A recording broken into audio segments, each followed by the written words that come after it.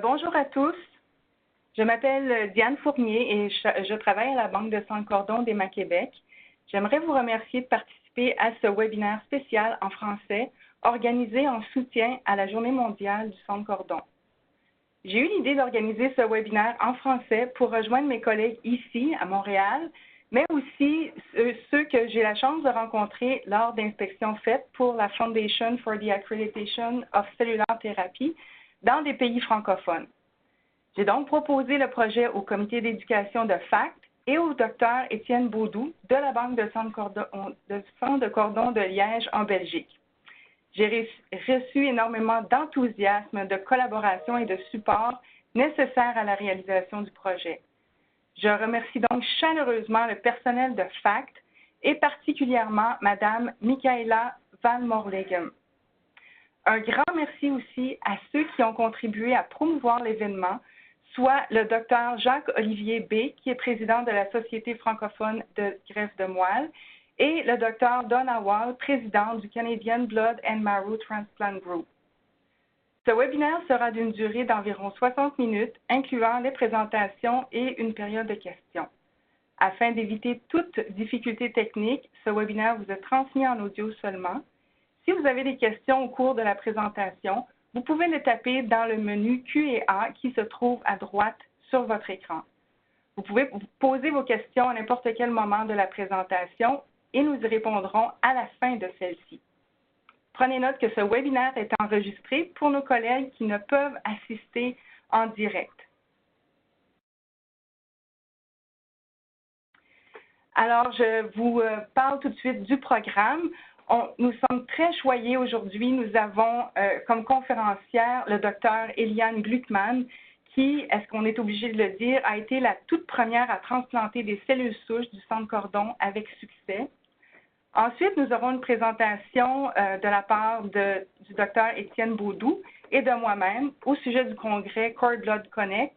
Et enfin, nous aurons la chance immense de conclure avec une présentation de Mme Mai Duong, qui est receveur de sang de cordon et qui nous parlera d'un projet d'envergure internationale sur le don de cellules souches. Alors, pour montrer toute notre appréciation ici à Emma Québec, je passe la parole ou le micro quelques secondes à mes collègues qui sont réunis ici dans une salle. Merci à tous pour l'organisation et bonne journée mondiale du sang de cordon 2018.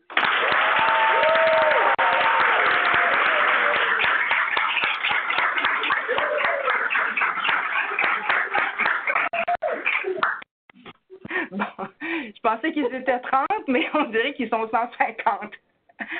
Alors, tout de suite, on enchaîne. Je passe la parole à mon collègue Étienne pour qu'il l'introduise, Dr Gluckman. Merci. Merci Diane, et en effet, je m'associe à Diane pour exprimer toute ma gratitude à Eliane Gluckman qui nous fait l'honneur d'être avec nous pour ce séminaire.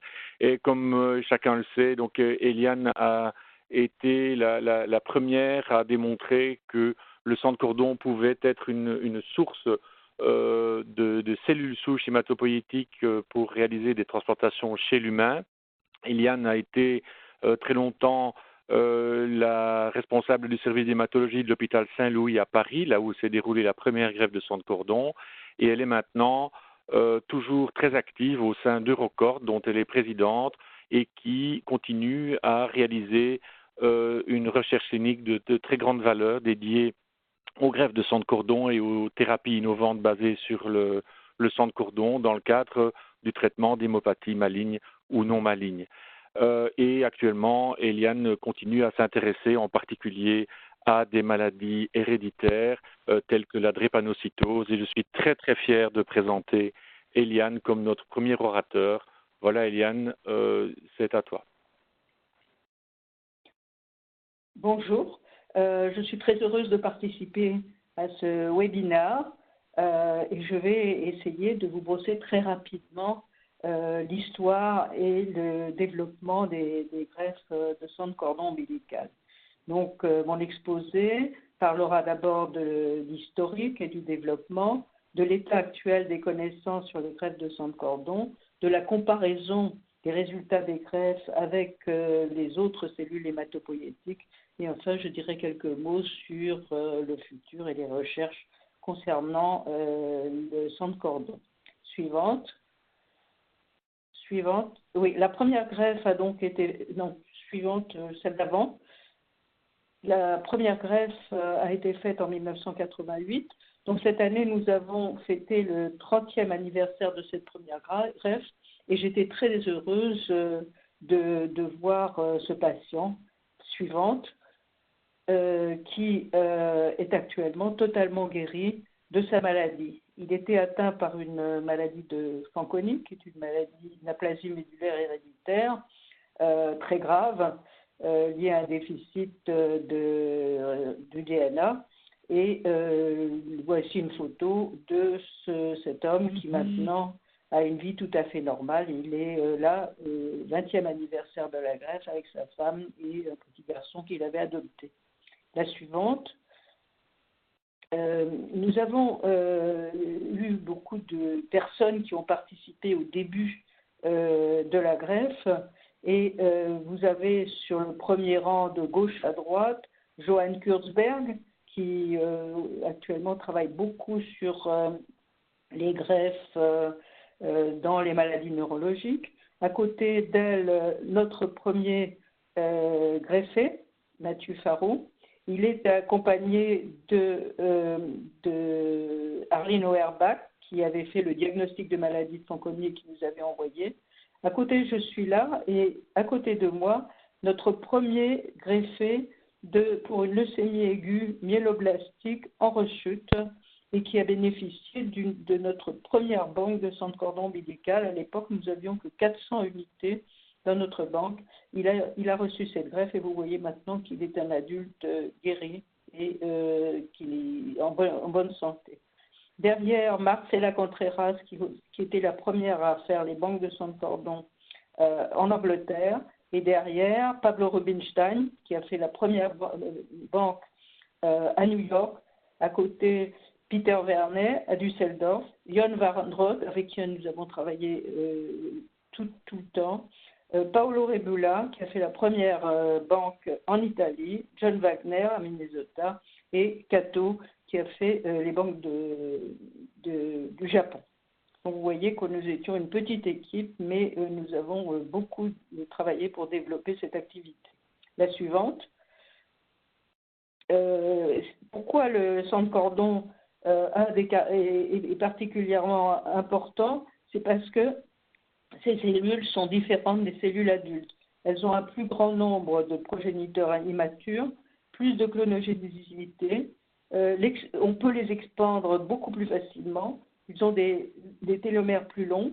On peut transfecter des gènes plus facilement et ils ont des besoins de cytokines et de facteurs de croissance qui sont différents par rapport à la cellule adulte, ce qui leur donne un avantage pour la transplantation. Et ce qui explique pourquoi, lorsqu'on fait une greffe de sang de cordon, le nombre de cellules nécessaires pour une prise est 10 fois inférieur à celle que l'on obtient quand on fait un prélèvement de moelle adulte. La suivante. Quels ont été les principaux développements de l'utilisation du sang de cordon? Nous avons d'abord démontré que les résultats des greffes de sang de cordon non HLA identiques chez l'adulte comme chez l'enfant étaient comparables aux résultats des greffes faites à partir d'un donneur de moelle non apparenté HLA identique. Donc nous avons été les premiers à démontrer qu'on pouvait faire des greffes HLA incompatibles. Nous avons ensuite travaillé sur le rôle de la dose de cellules et du HLA. Nous avons développé, si le nombre de cellules n'était pas suffisant, la possibilité d'utiliser 2 sangs de cordon au lieu d'un. On a démontré que la greffe prenait même lorsqu'on diminuait le conditionnement. Et enfin, maintenant, il y a beaucoup de recherches sur les cellules non hématopoïétiques dans le cordon et le sang de cordon. La suivante.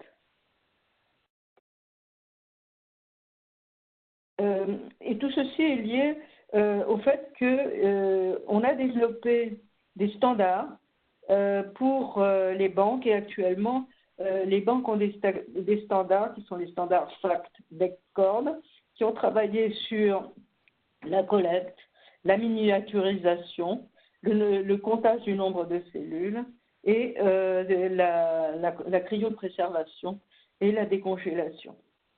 Suivante. Aujourd'hui, le nombre de donneurs pour les patients qui n'ont pas de donneurs HLA identiques dans la fratrie sont de plus de 30 millions de donneurs de moelle adultes et près de 730 000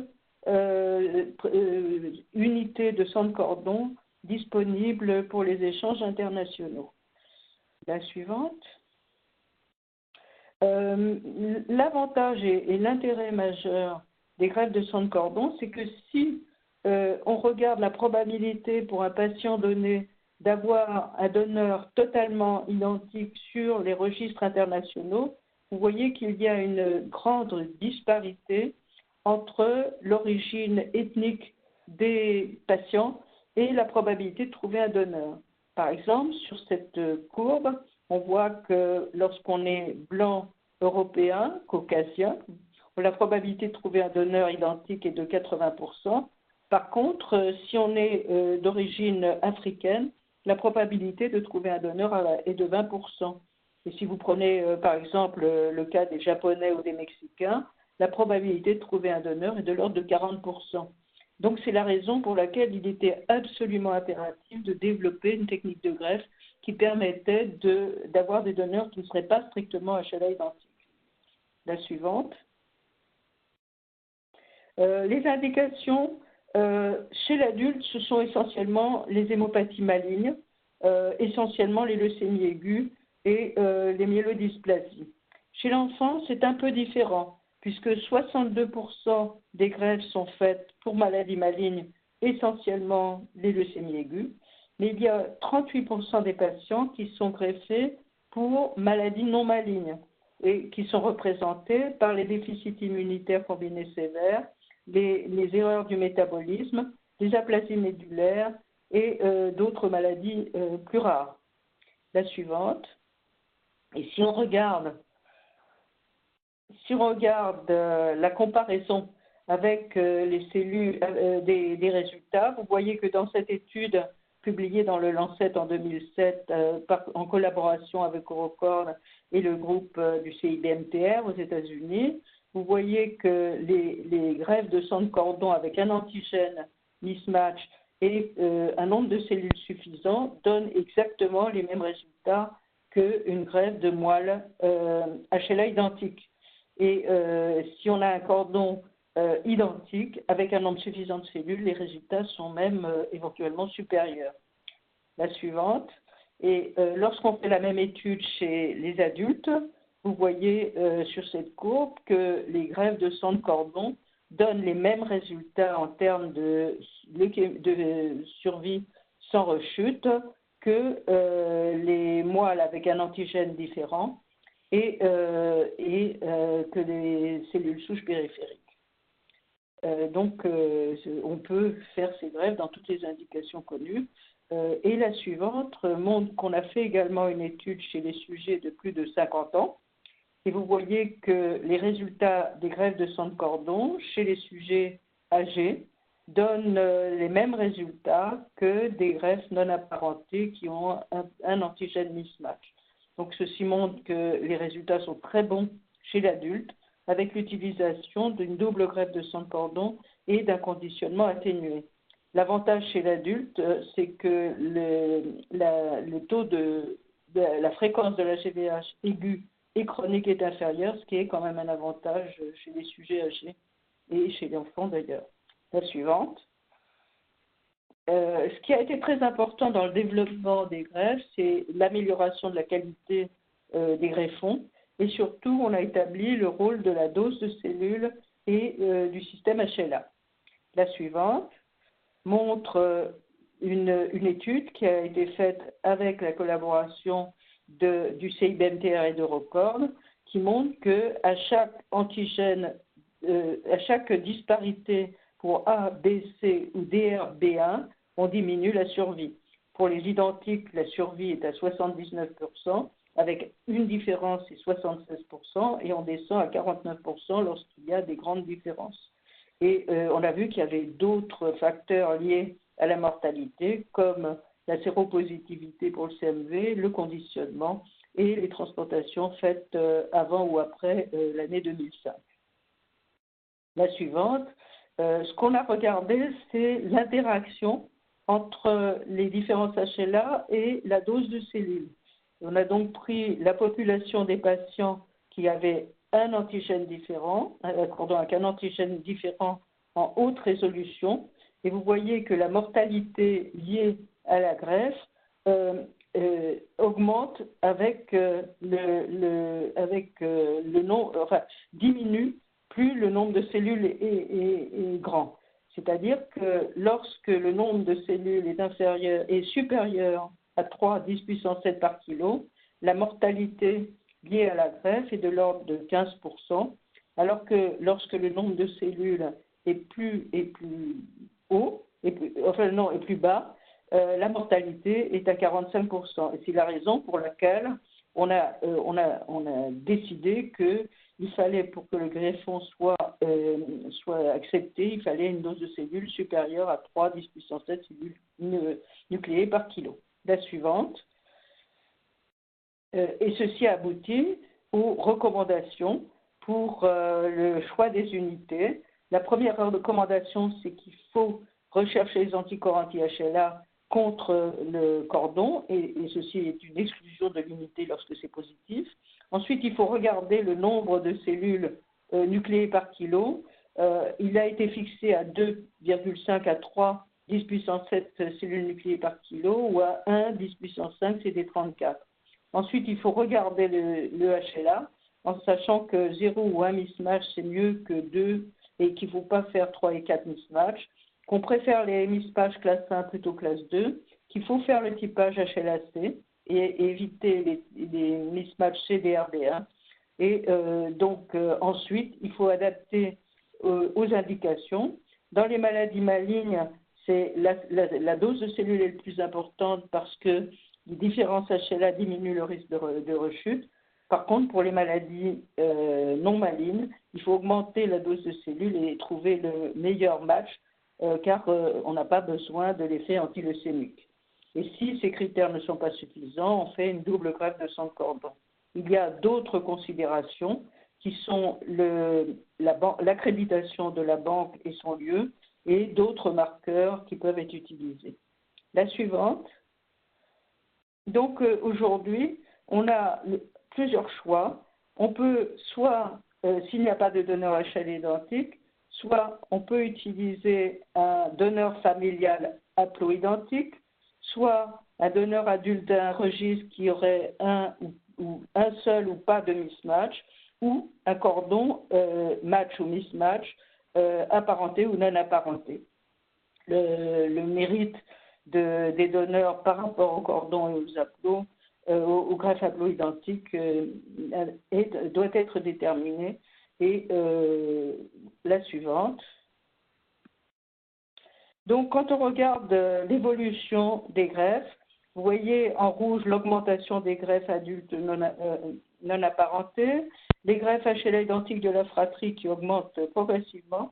Mais ce qu'on a vu au cours des dernières années, c'est que les greffes de sang de cordon sont stables en plateau et qu'on voit une autre technique de greffe qui sont les greffes haploïdentiques de la famille, qui se sont développées depuis 4 ou 5 ans et dont le nombre actuellement est supérieur aux greffes de sang de cordon. Donc on a aujourd'hui 2 possibilités de faire des greffes non HLA identiques.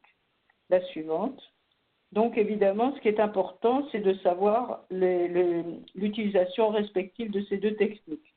Aujourd'hui, il y a une étude prospective randomisée en cours en Amérique du Nord, mais qui est en cours et donc on n'en aura pas les résultats. Et il y a une autre étude prospective en Espagne, mais qui avance également très lentement. Donc ces études randomisées donneront peut-être un jour un résultat, mais pas avant 5 ans.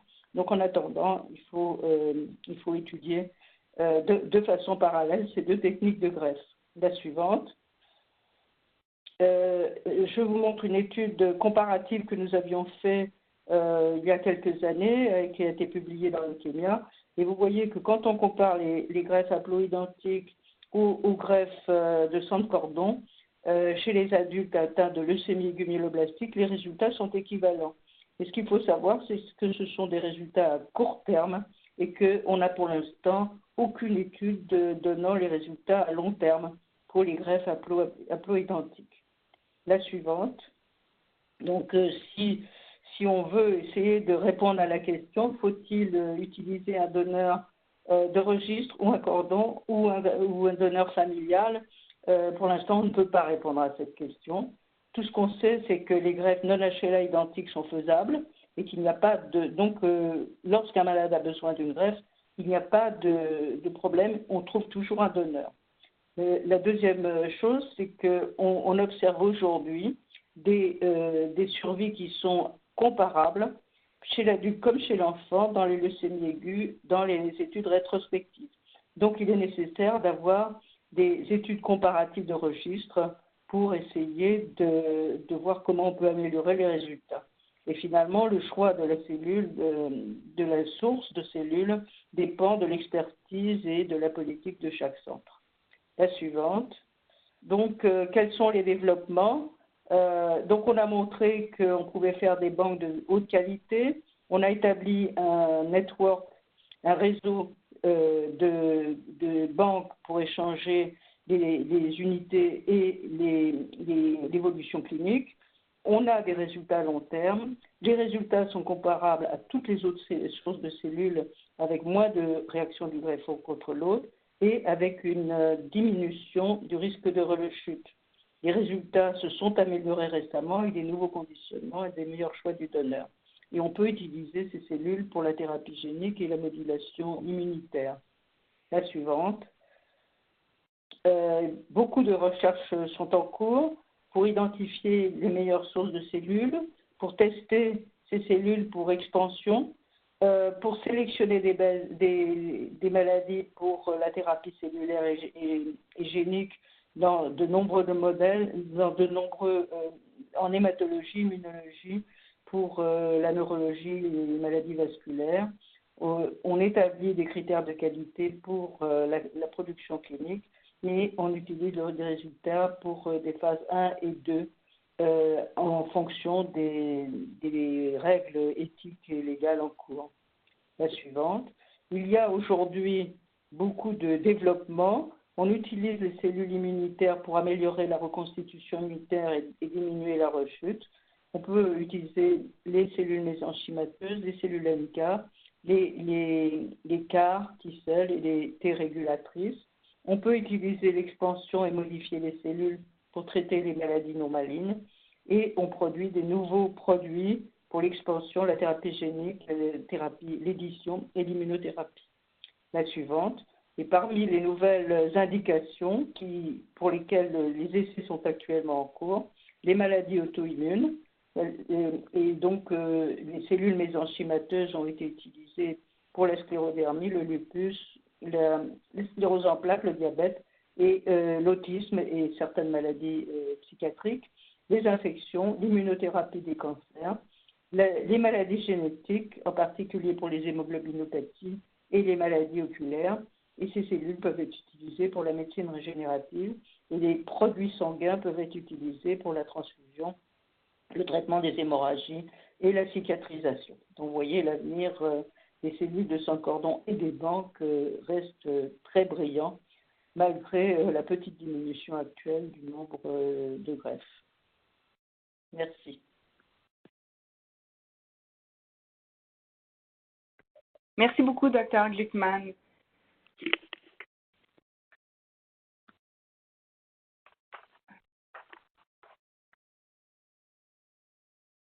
Merci. Alors, je vais vous présenter le prochain conférencier. Il s'agit du Dr. Étienne Baudou. Dr. Baudou est le directeur du laboratoire de thérapie cellulaire de la Banque et de la Banque de sang de cordon du CHU de Liège, en Belgique, depuis 2000. Et son expérience s'est développée dans le domaine de la transfusion sanguine, de la coopération médicale internationale et de la thérapie cellulaire.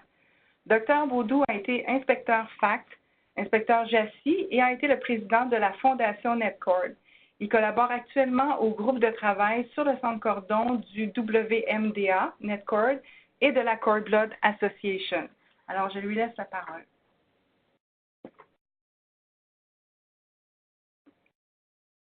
Merci Diane.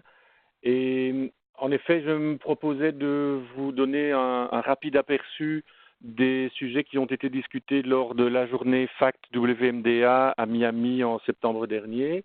Et nous allons nous attarder plus particulièrement sur trois domaines qui sont le premier, les perspectives globales en matière de greffe de sang de cordon avec trois visions, une européenne, une américaine et une plutôt pour le continent asiatique.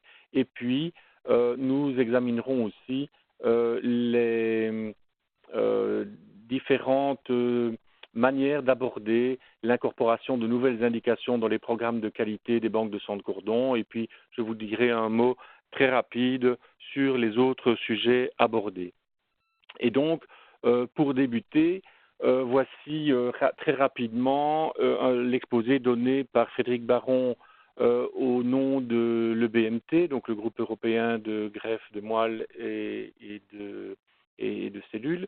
Donc, la même constatation que celle dont a parlé Madame Gluckman, évidemment, est faite en Europe comme ailleurs, avec une diminution dans les bases de données de l'EBMT, une diminution rapide depuis 2010 du nombre de greffes de sang de cordon réalisées en Europe et qui est cette diminution parallèle à l'émergence de pratiques nouvelles et en particulier la pratique des greffes haplo-identiques à peu près depuis l'année 2011. Et donc, Monsieur Baron nous a présenté à travers trois études de l'EBMT la vision actuelle du groupe européen par rapport à l'état de la question en matière de greffe de sang de cordon. Et ces trois études sont, pour la première, une étude rétrospective qui compare les greffes haploïdentiques avec les greffes simples de sang de cordon, une autre étude qui va comparer chez l'adulte et dans un contexte de conditionnement réduit dans la leucémie myéloblastique aiguë, la greffe de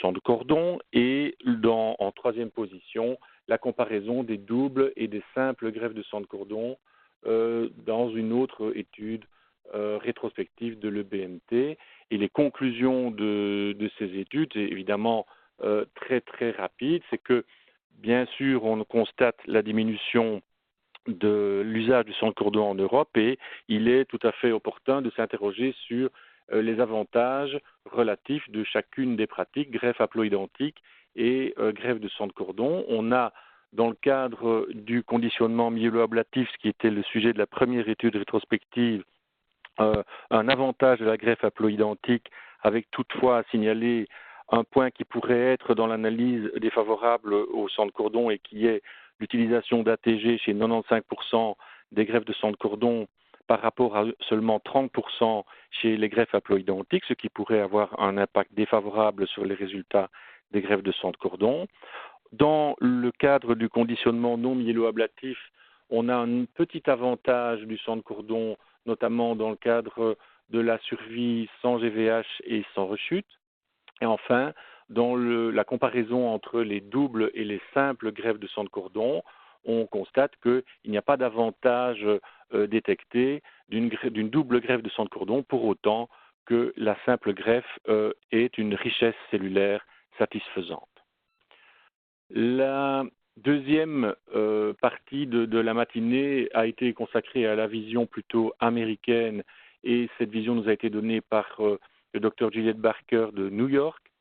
Et donc, Juliette Barker insistait sur l'utilité de mettre en place des stratégies de recherche et d'identification de donneurs non apparentés qui, le plus tôt possible dans le processus, incorporent le sang de cordon, en particulier dans les cas urgents et dans les recherches qui sont identifiées dès le début comme à faible ou très faible probabilité de trouver un donneur HLA identique.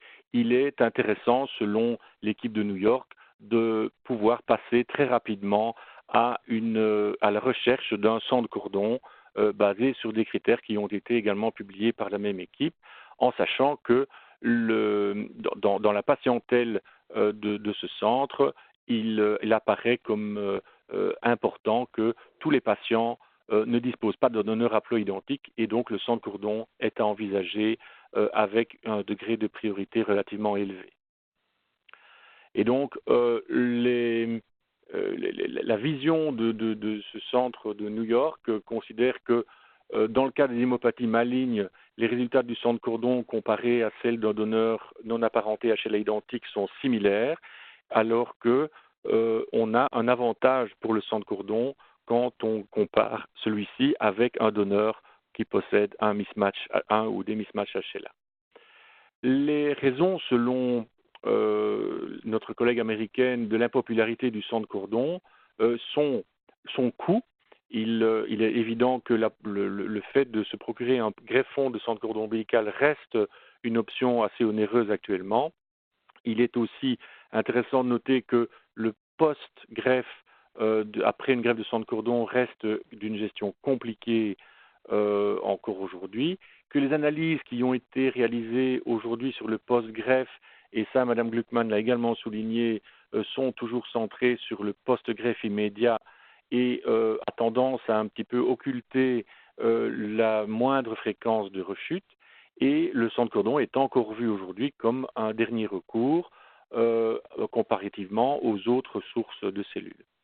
Comment prévenir le déclin de la consommation, de l'utilisation de sang de cordon? Eh bien, il est intéressant d'explorer des stratégies d'amélioration des inventaires. On en dira un mot plus tard. Il est aussi important d'essayer d'agir sur les prix.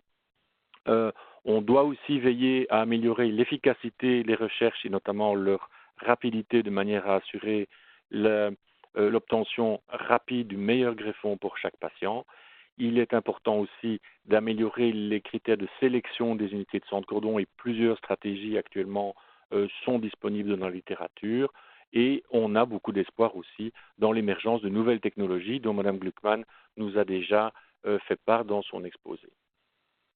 Il est important aussi de noter que l'utilisation de sang de cordon dans le cadre de populations qui possèdent, et des populations de patients, mais des populations de donneurs aussi, des grandes variabilités immunogénétiques, le sang de cordon reste une solution potentielle, en particulier pour des populations minoritaires dans les registres, et notamment des populations avec une ascendance africaine ou même asiatique. Il est important de pouvoir, on l'a dit, identifier les patients qui ont une faible probabilité de pouvoir localiser un donneur compatible. Il est important de retenir que l'accès à la greffe haploïdentique n'est pas toujours possible. Le sang de cordon reste d'un accès facile et rapide. Les résultats en pédiatrie sont très bons et en cours d'amélioration encore chez l'adulte, notamment en matière de mortalité liée à la greffe et de réaction antitumorale. Les technologies nouvelles sont des méthodes d'amélioration notamment du greffon qui sont très prometteuses aujourd'hui pour envisager à relativement court terme l'amélioration du post-greffe après transplantation de sang de cordon. On a également pu bénéficier d'un exposé qui était plus orienté vers les méthodes et les stratégies de mise en banque dans une banque asiatique à Singapour, et cet exposé a été donné par Arun Prasad. On part évidemment d'un constat quand on examine la démographie des registres, et on constate que bien que la population asiatique représente environ 60% de la population mondiale, la représentation des donneurs d'origine asiatique dans les registres est inférieure à celle des donneurs issus d'autres continents. Et quand on regarde sur la figure ici à droite, on constate que les fréquences de donneurs rapportées à la population des continents est nettement inférieure en effet pour les pays asiatiques. Et donc, pour ces régions du monde, il est important de considérer le sang de cordon comme une alternative tout à fait valable aux greffes à partir de donneurs non apparentés. et il s'agit là d'un véritable problème d'égalité d'accès pour tous les patients. Donc, le but de la Banque de Singapour était de développer une stratégie pour améliorer la mise en banque d'unités de valeurs cliniques en mêlant le modèle de banque publique classique que nous connaissons avec un modèle de banque familiale en permettant justement le passage de l'une à l'autre et que les parents reçoivent au départ de leur démarche pour un don de sang de cordon puissent être mis devant des solutions qui leur permettent de banquer leur unité de sang de cordon pour leur famille pendant une durée limitée et que si l'unité était éligible pour la banque publique, alors après l'expiration du contrat de stockage, on pouvait envisager le passage de l'unité de sang de cordon familiale vers la banque publique.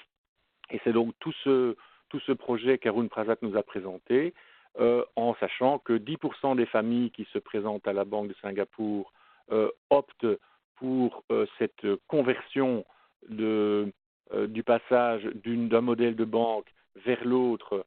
Si, par exemple, les critères de la mise en banque publique ne sont pas atteints, les 10% des familles opteront pour une mise en banque habituellement pour une durée de 5 ans à titre privé, en sachant aussi que 20% des unités stockées pour but familial correspondent aux critères de la banque publique et donc il était intéressant d'envisager le passage des unités d'un modèle vers l'autre, en sachant aussi que les tests de contrôle de qualité dans un modèle et dans l'autre sont identiques et que d'un côté comme de l'autre, il n'y a pas de stockage d'unités qui sont contaminées par des germes. Et les attentes de ce projet sont au départ, donner aux parents une information la plus objective possible qui leur permette de faire un choix éclairé. C'est d'être préparé à faire entrer les unités de sang de cordon dans une banque ou dans l'autre, dans des essais cliniques, notamment de médecine régénérative, en gardant les standards les plus adéquats possibles, et de permettre aussi, par ce modèle mixte, d'augmenter l'inventaire public d'à peu près 20%. Tout ça se faisant dans des conditions éthiques et d'information du public les plus objectives et les plus correctes possibles, et aussi cette manière de faire leur semblait être une manière d'utiliser les ressources disponibles, notamment financières, de la manière la plus optimale. Le sujet suivant était celui des nouvelles indications et on avait deux exposés, l'un du docteur Johan Kurzberg de l'université Duke, qui nous a parlé des méthodes d'amélioration du greffon et en particulier des méthodes d'expansion. Elle nous a également parlé des thérapies cellulaires possibles à partir de sang de cordon dans le domaine de la médecine régénérative et des immunothérapies, mais aussi de certaines utilisations possibles du cordon ombilical, mais aussi d'autres tissus liés à la gestation en matière de production de cellules mésenchymateuses, par exemple, ou de tissus tels que des membranes amniotiques pour le développement de pansements, par exemple. Et tout ça a d'ailleurs été également répercuté dans l'exposé suivant, qui était l'exposé de Susana Gomez. Je vais en parler tout de suite. Et toutes ces nouvelles indications ont conduit à des réflexions de la part de l'équipe de l'université Duke. C'était de permettre l'utilisation des produits stockés dans les banques de sang de cordon pour des applications nouvelles, et ça nécessitait l'adaptation des consentements de manière immédiate, de façon à ce que les personnes qui entraient dans le projet de banque de sang de cordon puissent d'emblée être mises au courant des implications du don, et de cette manière-là, en réformant les politiques de consentement, on pouvait envisager la mise en place de processus où l'usage du sang de cordon s'étendait, et notamment à des processus de transformation par des organismes tiers, et même y compris des processus qui conduiraient à la production de produits commercialisés. Cet usage étendu impliquait également d'envisager que le nouveau-né et l'unité de sang de cordon fassent l'objet de tests un peu différents de ceux dont on a l'habitude de parler habituellement, tout ça a été incorporé dans les nouveaux modèles de consentement en usage dans la banque de l'Université Duke. Il est évident aussi que la banque a la responsabilité de s'inquiéter de l'usage qui sera fait des produits stockés et en particulier du statut des essais cliniques s'il y a lieu, de l'étendue des responsabilités de la banque qui doivent être bien définies et du suivi des produits qui ont été utilisés pour des applications innovantes et de la notification d'éventuels problèmes de sécurité qui pourraient surgir. Et donc, les banques de sang de cordon, selon la vision de notre collègue de l'Université Duke, ont également une place dans la fourniture de matériel, de matières premières pour des produits en développement, pour des thérapies innovantes dans un futur plus ou moins rapproché. Et enfin, nous avons pu écouter aussi Susana Gomez qui, de la part de la Banque de sang de cordon de Barcelone, nous a parlé de l'intégration justement de toutes ces pratiques nouvelles et de pratiques annexes dans le processus de la banque de sang de cordon classique. Et à Barcelone ont été intégrées toute une série de nouvelles applications en matière de production de produits nouveaux. Et par exemple, a démarré au sein de la Banque de Barcelone un projet de banque de cellules pluripotentes induites, mais aussi l'option de production de matériel source pour notamment le développement d'immunothérapie a été également incorporée dans le programme de la Banque de sang de cordon. Et donc, de cette façon-là, la banque a pu élargir son champ d'activité en thérapie cellulaire et a également incorporé des pratiques qui sont orientées sur l'utilisation des produits dérivés du sang de cordon et en particulier du plasma ou du plasma riche en plaquettes dérivés de sang de cordon et même des globules rouges pour des applications neuves de transfusion et de traitement des plaies, par exemple. Et ce projet a donc été baptisé Banque de sang de cordon 2.0 de manière très imagée. Et donc, ceci nous permet de clôturer les 3 exposés dont je voulais vous parler. Dans cette matinée du 14 septembre, il a été également question de l'enquête internationale qui a été conduite par la WMDA sur l'état des banques de sang de cordon et des techniques en utilisation dans les banques de sang de cordon dans plus de 70 pays.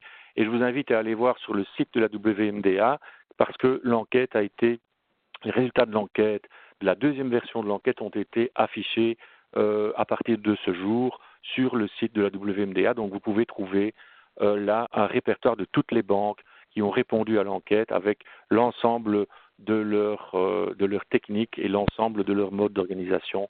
Je pense que ça peut être un outil pour les centres de transplantation, mais aussi pour les autres banques de sang de cordon. Voilà, j'en ai terminé, merci, et je passe la parole à Diane. Et Diane est donc, puisque c'est à moi qui revient de faire sa présentation, donc Diane est donc la directrice des opérations du laboratoire des cellules souches d'EMA Québec depuis 2008. Elle en assure la direction scientifique et elle travaille également activement au sein de FACT comme inspecteur, mais aussi comme membre des différents comités, notamment d'accréditation, d'éducation et de révision des standards. Et elle est aussi, comme moi, membre du groupe de travail sur le sang de cordon de la World Marrow Donor Association. Voilà, Diane, c'est à toi. Merci beaucoup, Étienne. Alors, de mon côté, je vais vous faire un résumé, mais on va appeler ça plutôt un survol du premier congrès Cord Blood Connect International. C'est un congrès qui a eu lieu à Miami du 14 au 16 septembre et il a été organisé par le Cord Blood Association, qui est présidé par le Dr. Johan Kurzberg. Et puis à gauche, on voit sur la diapo que 14 organisations ont participé vraiment activement à la tenue de ce congrès. Et puis, sur le bas de l'écran, je vous ai mis le site web du Cord Blood Association. Et puis, c'est le site où on peut trouver les présentations du congrès, la plupart de celles-ci. Donc, je vais aujourd'hui vous encourager à aller les consulter. Donc, je vous ai fait une sélection parmi 33 conférences qui sont disponibles sur le site que je viens de mentionner et je les ai regroupées en 4 volets. Un volet reconnaissance, un volet technique, économique et scientifique. Du côté du volet reconnaissance, je ne reparlerai pas de ce que Dr. Gluckman a parlé, mais en fait, il y a eu la célébration du 30e anniversaire de la toute première greffe et on voit le patient sur la photo de gauche, Matthew Farrow, remettre une lithographie au Dr. Gluckman. Et puis, vous voyez le lien en haut, il y a une présentation de la part justement des pionniers, des acteurs principaux qui ont contribué à cette première greffe. Et puis, entre autres, ça vaut vraiment la peine d'aller les écouter. Ça vaut la peine d'écouter ce que je pourrais dire, la petite histoire derrière la grande histoire avec un H majuscule. Dr. Broxmeyer a été très touchant. Il nous a raconté comment est née en fait l'idée de valoriser les cellules souches du sang de cordon. Puis cette idée-là est née de son amitié avec Edward Boyce, qui est un immunologiste émérite, qui est décédé en 2007. Mais c'est Boyce qui aurait dit à Broxmeyer « Pourquoi on ne valoriserait pas les cellules qui sont présentes dans le sang de cordon? » Et puis tandis que Boyce pensait à aller chercher les neutrophiles, les plaquettes, les globules rouges, Broxmeyer a tout de suite pensé au potentiel clonogénique, au potentiel progéniteur hématopoïétique des cellules de sang de cordon. Il a fait des expériences dans son laboratoire pour réaliser à quel point le potentiel était intéressant. Et puis, si vous allez l'écouter aussi, vous allez voir, il nous raconte justement le transport du premier greffon. On voit Broxmeyer ici au centre de cette photo, entouré de ses collègues, mais il y a un personnage assez principal dans son histoire qui est le cryotransporteur qu'on voit en bas à gauche, qui est surnommé Big Boy. Ça vaut vraiment la peine d'entendre les aventures de Big Boy pour la première greffe qui s'est faite à l'hôpital Saint-Louis à Paris, avec un greffon américain. Ici, pour le volet technique, j'ai ciblé 2 présentations qui parlaient de prélèvement de sang de cordon. La toute première, c'est une présentation de ma collègue Heidi Elmoazen de la Société canadienne du sang, de la Banque de sang de cordon de la Société canadienne du sang. Elle et ses collègues ont remarqué qu'au fil des ans, le volume moyen qui était prélevé dans les différents centres de collecte ne faisait que diminuer. Et puis, ils se sont demandé si cette diminution n'était pas liée à une pratique qui est appliquée dans le milieu obstétrical et qui est très répandue dans le monde. C'est la pratique du clampage tardif du cordon. Alors, qu'est-ce qu'ils ont fait? Ils ont relevé 350 prélèvements de sang de cordon, puis ils sont allés voir de plus près si le prélèvement avait été fait après un clampage tardif du cordon ou pas. Alors, on voit ici sur un graphique en bas, sur l'axe des X, les cordons ont été classés en fonction de qu'ils ont eu un délai au niveau du clampage, pas de délai, pardon, tout de suite ici à gauche, un délai de 20 à 60 secondes, 60 à 120 et un délai de plus de 120 secondes. Et qu'est-ce qu'on voit en haut dans le graphique? C'est du moment qu'il y a un délai au niveau du clampage du cordon, le volume qui est prélevé diminue de façon drastique et significative. Puis, on voit dans l'autre graphique que ça affecte directement, parce que c'est 2 paramètres liés, volume et cellules nucléées totales. Donc, ça affecte la quantité de cellules nucléées totales qu'on a. Donc, effectivement, ils ont vu qu'eux aussi étaient atteints par ce problème-là du clampage tardif. Alors, qu'est-ce qu'ils ont fait? Ils ont écrit une lettre à la Société des obstétriciens et gynécologues du Canada. Ils ont voulu les sensibiliser sur les impacts, comme les recommandations quant au clampage tardif sur la qualité des prélèvements de sang de cordon. Puis, ils leur ont demandé une recommandation de ne pas dépasser plus de 60 secondes s'il est prévu de faire une collecte de sang de cordon. Alors, la SCOG leur a répondu Et puis, donc, effectivement, ils revoient un peu leur position en disant qu'il est tout à fait raisonnable de ne pas dépasser 60 secondes de délai pour le clampage du cordon si un don de sang de cordon doit être fait. Puis, ça a l'air un peu léger comme ça, mais c'est un outil très important, en fait, parce qu'on sait, puis c'est normatif, si on prend le standard FACT C6.1, on ne doit pas absolument interférer avec les pratiques médicales, les soins apportés à la mère et les pratiques obstétricales. Mais cette recommandation-là nous donne un outil pour la discussion avec le personnel des centres préleveurs.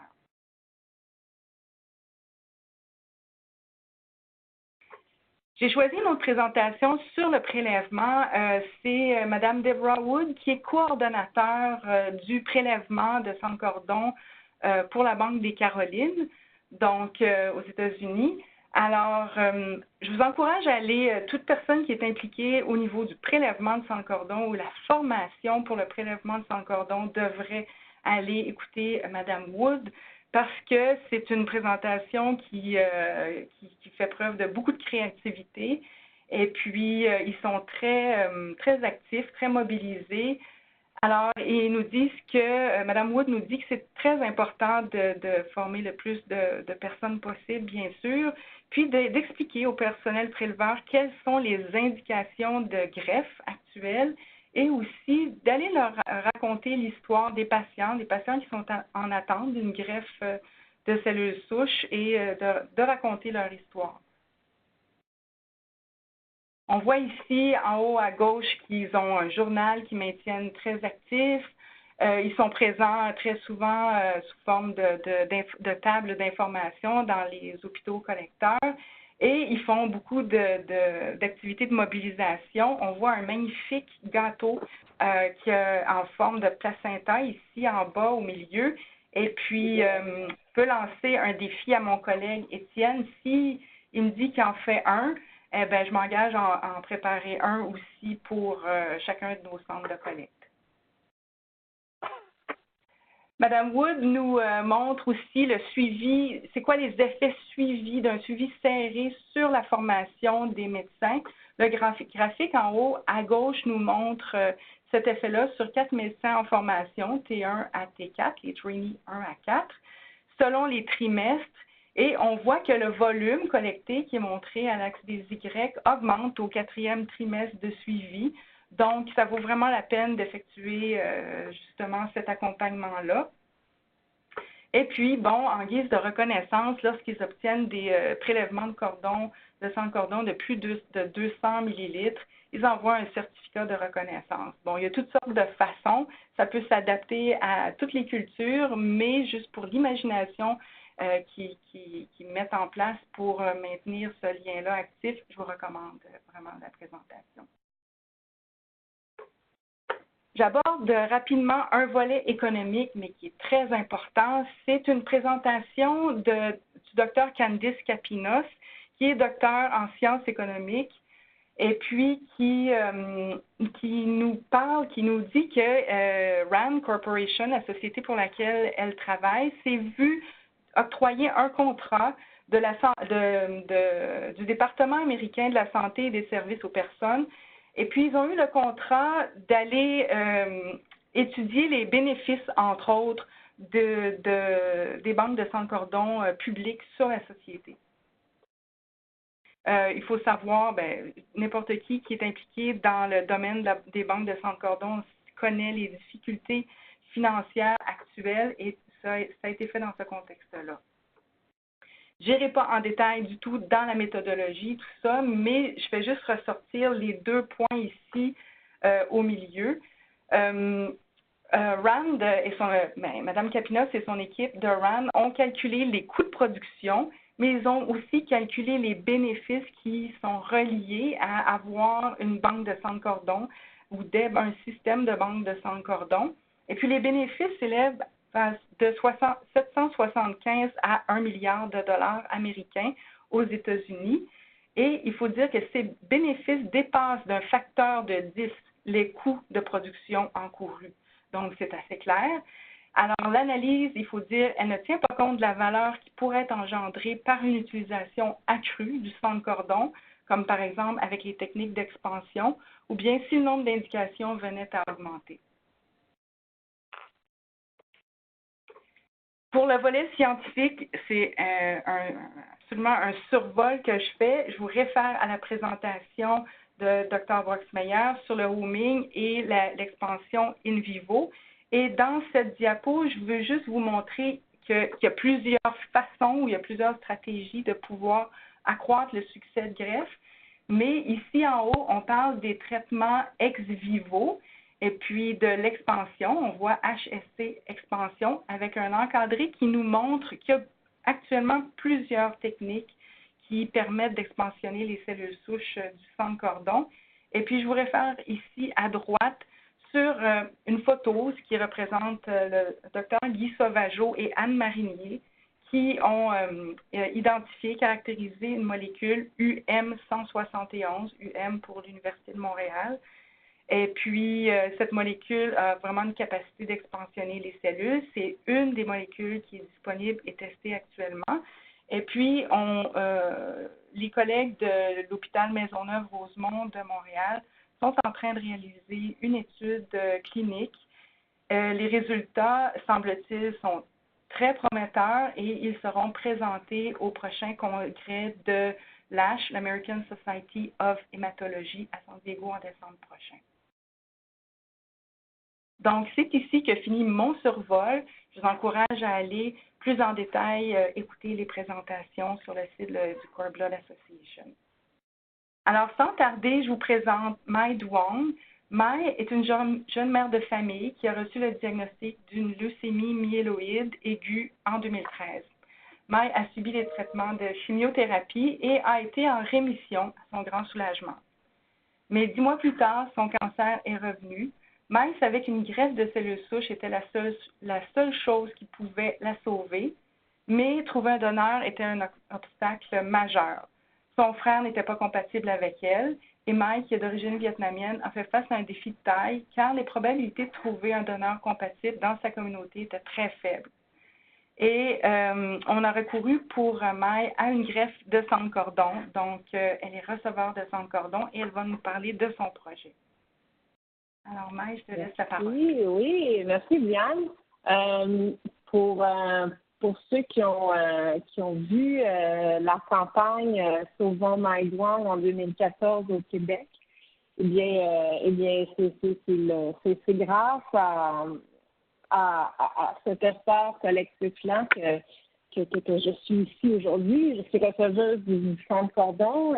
Ça fait déjà 4 ans, mais pour revenir en arrière, juste pour vous dire comment mon histoire s'est déroulée. J'avais 32 ans, j'étais enceinte de 15 semaines de mon deuxième enfant. Comme vous voyez, Alice venait de fêter son 3e anniversaire. J'étais une fille sans histoire, vraiment, pas vraiment stressée de la vie. Je suis passée vraiment d'une vie tout à fait normale avec ma petite famille à ce que vous avez pu voir maintenant. Donc, on m'a diagnostiqué une leucémie myéloïde aiguë quand j'étais enceinte de 15 semaines. Puis, c'est là que j'ai su qu'il fallait que je cesse ma grossesse et que je devais commencer mes traitements de chimiothérapie. Et ça a été extrêmement difficile. Et je l'ai fait, les traitements de chimiothérapie à grande dose, à grande intensité. Et on m'avait dit que je n'avais pas besoin de greffe de cellules souches à cette époque-là parce que j'avais 70% de bien m'en sortir avec la chimio que je faisais. Et donc, finalement, j'ai été en rémission. On était allé voyager. Alice, elle avait 4 ans. Et donc, moi, je pensais vraiment que mon épopée avec le cancer était terminée, que je pouvais retourner à ma vie normale. Ce qui s'est passé, c'est que j'ai eu une leucémie qui est malgré les traitements que j'ai reçus, c'est revenu. Alors c'est revenu et mon médecin m'avait dit aussi dans le même souffle que mon frère n'était pas compatible avec moi et qu'il n'y avait vraiment aucun donneur compatible. Et pour vous faire une histoire courte, il y avait 25 millions de donneurs compatibles, dans la Banque mondiale.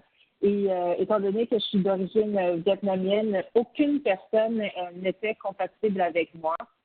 Et j'ai vraiment réalisé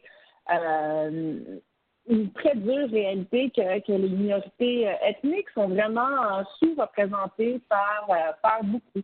70% c'est les Caucasiens, puis 30% c'est le reste. Puis malheureusement, moi, j'étais dans le reste. Il fallait vraiment que je trouve un donneur de cellules souches, un donneur non apparenté rapidement, ou bien l'autre option, c'était le sang de cordon. Mais est-ce qu'on avait déjà trouvé le sang de cordon? Pas encore. Donc, j'ai eu à faire une décision rapidement, qu'est-ce que je voulais faire, attendre ou aller de façon proactive. Et la prochaine diapo aussi, ça nous montre aussi que c'est un enjeu mondial. Moi, je pensais que c'était un truc au Québec où on n'avait pas beaucoup de donneurs non ethniques. Mais j'ai su en faisant mes recherches que c'était un enjeu global, un enjeu mondial, et que vraiment c'est une situation alarmante que si on n'est pas touché par un cancer du sang et si on n'est pas touché par une personne qui a besoin de donneurs de cellules souches, on ne le sait pas. Moi, je ne savais pas qu'il y avait ce problème-là. Alors, dans ma chambre, en isolement à l'hôpital, on m'a dit, écoute, Maïs, ce ne sera pas possible de trouver un donneur selon le temps. Il nous reste 2 mois pour trouver un donneur et ou un sang de cordon. Les médecins m'avaient dit aussi que les chances étaient très faibles de trouver un donneur dans les temps. Et je me suis dit, je vais faire une campagne parce que je suis dans l'industrie de la publicité. Puis, advient que pourra, si je le trouve, tant mieux. Si je le trouve pas, puis que je meurs en isolement à cause des traitements de chimiothérapie, bien, ma fille va pouvoir voir à quel point je me suis démenée pour vivre et même pour survivre. Alors, le message de la campagne Save My One a toujours été de me trouver un donneur pour moi, mais que si les gens pouvaient donner, peu importe, et se renseigner, peu importe leur origine ethnique, ça va juste bénéficier à d'autres patients. Et donc, puisque je suis dans l'industrie de la pub, comme je vous le disais, on est allé cogner à plein de portes et on a eu énormément de visibilité média de façon gratuite. J'ai donné beaucoup d'entrevues dans ma chambre en isolement à l'hôpital comme à l'extérieur. On avait des panneaux d'affichage d'autoroute à travers le Canada et pour vous dire qu'on a eu au-delà de 500 000 $ en visibilité média. Mais qu'est-ce que ça veut dire dans des résultats concrets? C'est je n'ai pas trouvé mon donneur compatible, mais j'ai eu finalement une greffe de sang de cordon le 9 octobre. Et par la grande campagne qu'on a pu faire et se donner effet à 3 patients asiatiques qui ont trouvé leur donneur non apparenté. Et pour vous dire à quel point cette campagne-là est vraiment sortie tout le monde en parlait, mais il y avait aussi 2 patients qui ont fait un appel dans les médias en 2014. Et donc, on était 3 patients à faire campagne. Et le nombre de donneurs de cellules souches a vraiment explosé en 2014 avec 25 000 inscriptions seulement chez Héma-Québec, alors qu'en moyenne, Héma-Québec recevait une moyenne annuelle de 3 000 donneurs. Et alors, on a passé de 3 000 donneurs de façon annuellement à 25 000 inscriptions, 25 000 donneurs. Et aussi, ce que je me suis toujours promis, si j'allais survivre à la leucémie, je me suis dit, je veux donner au prochain, je veux donner au suivant. Et j'ai lancé une fondation qui s'appelle Swap the World. Et Swap the World, c'est une fondation qui vise vraiment à diversifier le registre mondial de donneurs de cellules souches. Je veux qu'il y ait plus de patients qui puissent prendre le modèle que j'ai déjà formé et de pouvoir recruter leurs propres donneurs de cellules souches lorsqu'ils sont pris au dépourvu. Et si vous n'avez pas entendu parler de Swap the World, c'est parce qu'on vient tout juste de le lancer il y a à peine 2 à 3 semaines. Et donc, voici le site, à quoi le site ressemble. Mais essentiellement, vous voyez ici, tout patient peut créer sa propre histoire, son propre profil, comme un profil Facebook, et peut créer son profil et le partager dans les médias sociaux. Les médias sociaux ont été ça a été un grand accélérateur où Emma Québec a dû recevoir énormément d'appels des gens de la France qui voulaient s'inscrire comme donneurs de cellules souches, mais Emma Québec devait dire, en France, il y a le registre français, c'est pas Emma Québec, le reste du Canada, on a eu Emma Québec a reçu aussi beaucoup d'appels. Et donc, la Fondation Swap the World est un agrégateur pour tous les registres. Et donc, chaque patient peut se créer un profil sur notre plateforme et ensuite, ils n'ont qu'à partager leur profil dans les médias sociaux. Tous les messages concernant qu'est-ce qu'une greffe de cellules souches et des témoignages de donneurs, comme des témoignages de survivants, on en a. Et donc, un patient qui est dépourvu, qui n'a pas de donneur compatible, peut simplement s'inscrire sur la plateforme de Swap the World pour publier, pour propager sa propre histoire.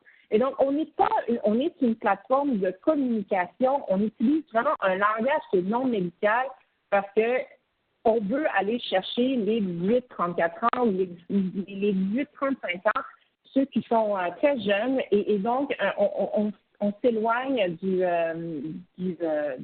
langage médical. On présente ici de réelles histoires de patients, de survivants, ainsi que des témoignages de donneurs. Les témoignages de donneurs, c'est très important pour nous parce que les gens ont très peur. Qu'est-ce qui greffe de moi? Qu'est-ce qui greffe de cellules souches? Alors, on a des témoignages où ce sont des vrais donneurs qui l'ont déjà fait. Et ce qu'on fait aussi avec la plateforme, c'est qu'on redirige le donneur potentiel. Peu importe où il se trouve, en France, en Allemagne, au Québec, au Canada, on le redirige selon leur provenance du pays au registre national qui sont propres. Alors, on n'envoie pas de frottis buccal aux gens. On redirige, on est une plateforme de communication, on redirige au bon registre. Alors, j'ai fait appel à mes amis de la pub pour pouvoir m'aider. On a fait une grande campagne qui s'appelle hashtag mot-clic, partagez votre ADN, et on a eu une valeur média d'au-delà de $1 million en publicité de façon entièrement gratuite. Et on est plus qu'une plateforme web, parce que je vous ai présenté la plateforme web, mais on rentre aussi dans les écoles en 2019 et on est aussi en pourparlers pour un documentaire pour justement que les jeunes soient plus interpellés, éduqués par rapport aux dons de cellules souches.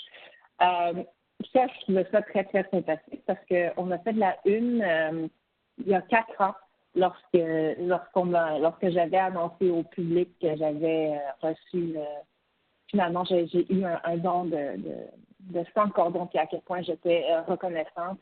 Et 4 ans plus tard, c'est ça, 4 ans plus tard, c'était le lancement de la fondation. Et voilà. Et je vous quitte très, très bientôt parce que j'ai écrit aussi un livre d'enfants et je dois aller au Salon du livre pour une session dédicace. Alors, ma vie a vraiment été bouleversée par le cancer, mais on essaye de s'en sortir avec le plus de positivité, de positivisme et de grâce. Et voilà mon parcours en tant que greffée de 100 cordons et voilà ma fille. Merci. Merci beaucoup, Maïve. Mais bonne séance de signature au Salon du livre de Montréal. Merci. Je vous laisse. Au revoir. Au revoir. Alors, merci, chers conférenciers, pour vos excellentes présentations. Nous allons maintenant commencer la période de questions. Et comme je disais précédemment, pour poser une question, vous n'avez qu'à la taper dans la boîte Q&A qui se trouve à droite sur votre écran. Je vais la lire et un des conférenciers y répondra. Si vous avez des questions pour Maï, il ne faut pas hésiter non plus. On pourra lui transférer et elle nous reviendra avec une réponse.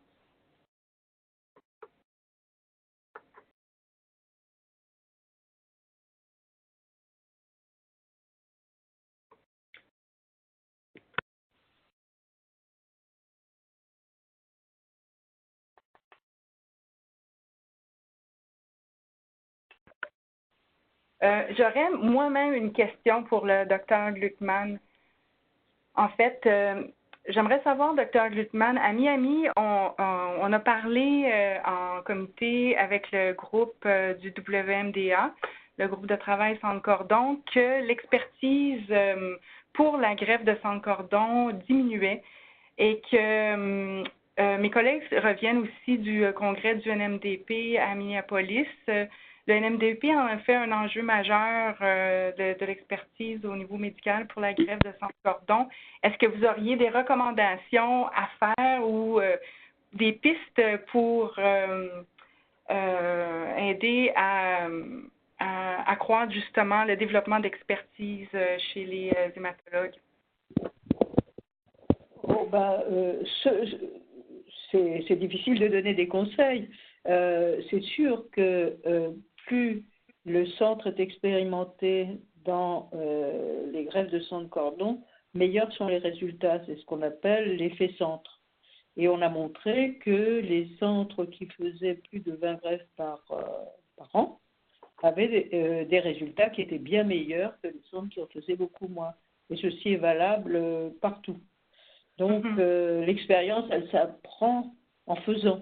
Et plus le nombre de greffes est important, plus les médecins sont mieux formés, ils connaissent mieux les complications et les choses à faire et pas à faire. Mais ça peut être qu'un entraînement individuel au sein de chaque centre, parce que chaque centre a une expérience différente. C'est difficile. Nous, on a donné des recommandations globales, mais le quotidien à l'intérieur d'un centre dépend du nombre de greffes. Et c'est tout à fait clair. Si un centre ne fait qu'une greffe par an, son expérience va être très inférieure et il n'aura pas l'expérience de chercher et de traiter des complications éventuelles. Parfait, merci. Je ne crois pas voir de questions, à moins que je me trompe, mais j'en vois pas à l'écran. Alors,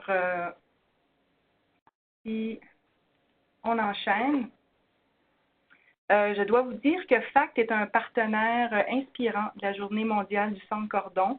Alors, nous vous encourageons à participer à un autre webinaire gratuit organisé par Save the Cord Foundation.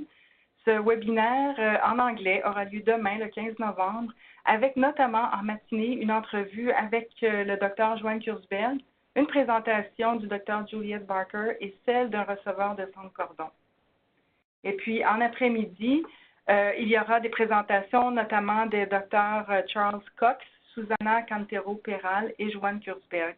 Vous pouvez voir l'agenda et vous inscrire gratuitement sur le site du World Cord Blood Day. Et finalement, je vous remercie encore de vous être rejoints à nous pour ce webinaire spécial sur le sang de cordon. L'enregistrement sera disponible demain, le 15 novembre, et ceux qui se sont inscrits seront informés par courriel. L'enregistrement sera aussi disponible sur le site de FACT que vous pouvez accéder en cliquant sur le lien suivant. En fait, c'est ça. Et puis, ce webinaire est maintenant ajourné. Je vous remercie. Merci. Merci à tous et à bientôt. À bientôt. Au revoir. Au revoir. Au revoir.